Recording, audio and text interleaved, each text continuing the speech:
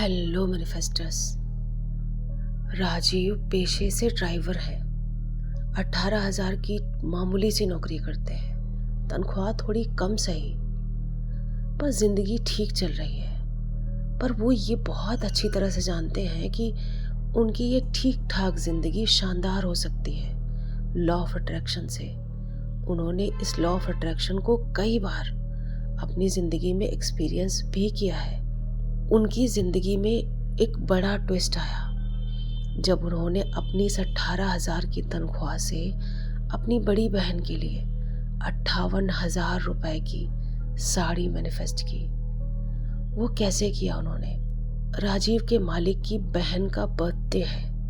वो अपनी बहन के लिए एक साड़ी खरीदते हैं और एक और साड़ी वो अपनी वाइफ के लिए भी खरीदते हैं, ऑब्वियसली क्योंकि वाइफ नाराज़ ना हो जाए।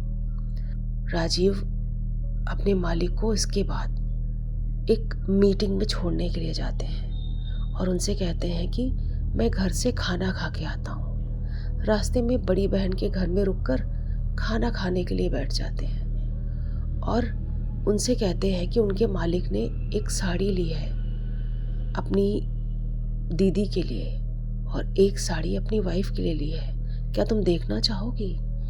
उनकी बहन वो साड़ी देखती हैं जो पैक नहीं थी, वो शायद उनकी वाइफ की थी। उनकी बहन को वो साड़ी छूकर, उसे देखकर इतनी एक्साइटेड और खुश, पर साथ में थोड़ी सी निराश दिख रही थी कि ये साड़ी उनकी नहीं हो सकती। चुपचाप उसका ढक्कन बंद कर उन्होंने आगे की तरफ उसे खिसका दिया, राजीव की तरफ। राजीव खाना खाते हुए अपनी बहन के इमोशंस के उस उतार चढ़ाव को नोटिस कर रहे थे।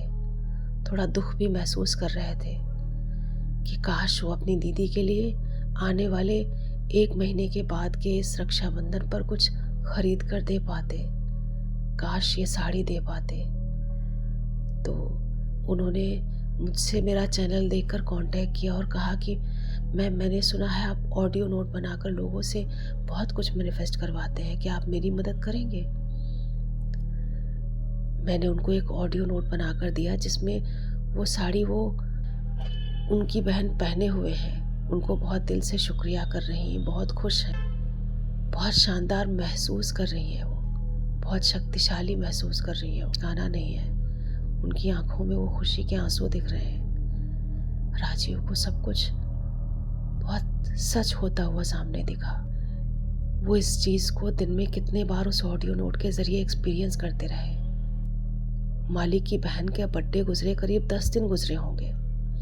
मालकिन आकर गाड़ी में बड़ी गुस्से में बैठकर मालिक से झगड़ा कर रही होती है कि तुम्हारी हिम्मत कैसे हुई वो सेम साड़ी मेरे लिए लेने की जो तुम अपनी बहन के लिए लेकर आए हो। उन्होंने कहा अभी नहीं लेकर आते। मालिक ने कहा अभी नहीं लेकर आते तो तुम कहती कि तुम मेरे लिए साड़ी, अपनी बहन के लिए साड़ी लेकर आए हो और मेरे लिए कुछ नहीं लाए हो, तो कुछ का मतलब सेम साड़ी नहीं होती है, मालकिन ने कहा। मालिक ने कहा कि मैंने तो सोचा कि तुम खुश होगी, पर मैं सेम साड़ी दीदी के जैसी क्यों पहनना चाहूँगी? तुम्हें वही क्यों लेना है जो अपनी बहन के लिए लेना है? वो दोनों बहस करते रहे और राजीव से पूछते रहे कि कौन सही है कौन गलत है। राजीव मुस्कुराकर जवाब देते रहे, हाँ ना में हूँ हाँ करते रहे।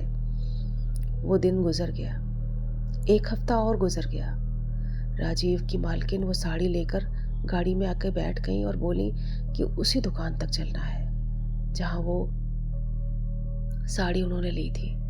जब उस दुकान पर पहुंची और वापस आकर मालकिन फिर से नाराज़ हो गई और बोली कि ये साड़ियाँ वापस नहीं होंगी। उन्होंने कहा कुछ रीज़न्स बताएं कि इसका धागा खिसक गया है, जबकि मैंने तो कुछ किया ही नहीं है, और इस छोटी सी डिटेल के लिए मुझे ये साड़ी ये वापस नहीं होगी, ये ले जाओ आप, मुझे नहीं चाहिए। तो राजीव ने कहा कि क्या करना है, मैं वापस करने जाऊँ? उन्होंने कहा नहीं, आप रख लो, आपकी भी तो बड़ी बहन है, रक्षाबंधन आ रहा है, उन्हें दे देना आप। राजीव को कुछ कड़ियाँ जुड़ती हुई दिखी। उनकी आंखों के सामने वो सीन जो देख रहे थे, महसूस कर रहे थे, वो सच होते हुए दिख रहे थे। मतलब बहुत सहज ढंग से उस साड़ी को अगली सीट पर रख तो लिया था, पर उनके अंदर जो गुबार, जो खुशी के आंसू उनकी आंखों में थे, वो बस छुपा कर जा रहे थे। मालकिन को उनके ऑफिस छोड़ने के बाद जब वो अपनी बहन के घर गए, रक्षाबंधन को अभी थोड़ा और समय था, और उन्होंने वो सेम साड़ी जो उनकी बहन ने टच की थी, देखी थी, और बड़े बड़े ही दुखी मन से राजीव की तरफ खिसका दी थी। राजीव ने खोलकर अपनी दीदी को दे दी और उनसे कहा कि ये अब तुम्हारी है, पता है तुम्हें। और उन्हें पूरी कहानी अपनी बहन को बताई कि वो कैसे मैनिफेस्ट कर रहे थे और ये साड़ी उनकी मालकिन ने उन्हें दे दी है। दोनों खुशी के मारे उछल पड़े। उनकी बहन की आंखों में आंसू थे। बिल्कुल वही सीन था जो उस ऑडियो नोट में उन्होंने सुना था, फील किया था, महसूस किया था, जिसको जिया था। अब उस साड़ी को खोल कर देखा, उसका प्राइस टैग देखा, 58,000 रुपए। ये देखकर तो राजीव और उनकी सिस्टर के होश उड़ गए। उन्हें लगा कि लॉ ऑफ अट्रैक्शन इतना कुछ कर सकता है। 18,000 की सैलरी में वो 58,000 रुपए की साड़ी मैनिफेस्ट कर सकते हैं, वो भी 1 महीने के अंदर में। तब तो वो कुछ भी कर सकते हैं। उनका भरोसा अपनी ज़िंदगी पर बढ़ गया। उन्हें पता चल गया कि सारी ज़िंदगी ड्राइवरी करने की ज़रूरत नहीं है। उन्हें अपनी लाइफ, ड्रीम लाइफ इमेजिन करने की, देखने की, उसे महसूस करने की ज़रूरत है। और वो कुछ भी क्रिएट कर सकते हैं और वो जान चुके हैं कि वो ही रचना करता है, और ये आप भी कर सकते हैं।